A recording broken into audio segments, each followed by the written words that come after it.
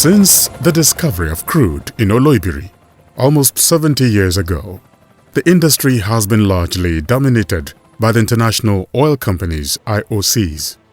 However, in the last 2 decades, a group of determined and resilient indigenous independents have emerged, largely due to government's indigenization policy and IOC's divestments.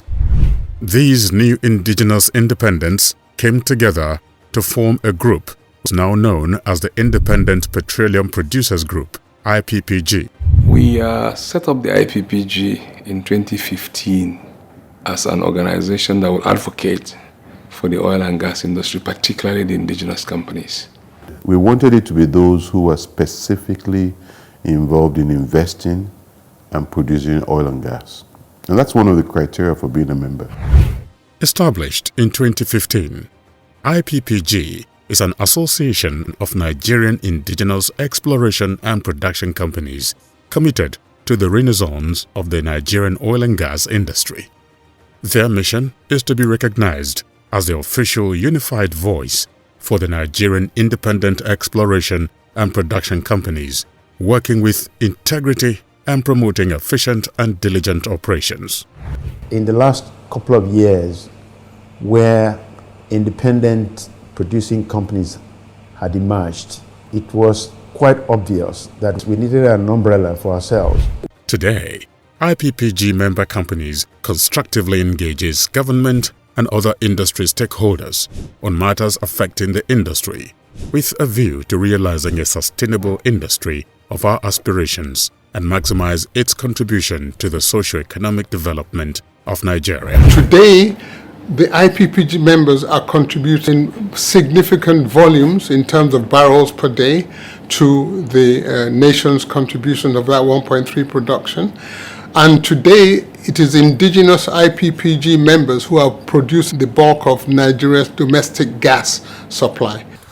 And so you can see how successful we have been as a country, that instead of international independence moving in to take the place of the retreating IOCs, it's actually Nigerian independence that have moved in to take this position. IPPG has been instrumental in unlocking Nigeria's oil and gas potential, investing in infrastructure and technology, advocating for policy reforms. There are a lot of challenges with gas processing, gas transportation, gas infrastructure.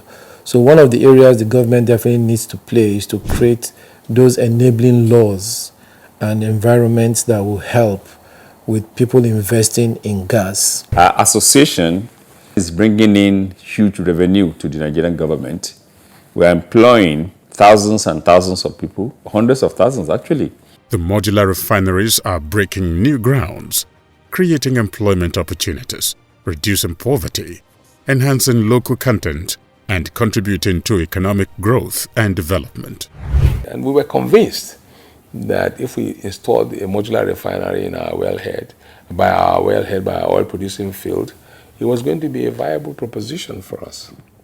Because this was a market that was energy thirsty. About 10 years ago, when we started the story of Ogbele, I forecasted that there's enough space for 20 Ogbele refineries. After Niger Delta refinery, there's the Waltersmith, there's the Unpack refinery, there's the Edo State-owned refinery.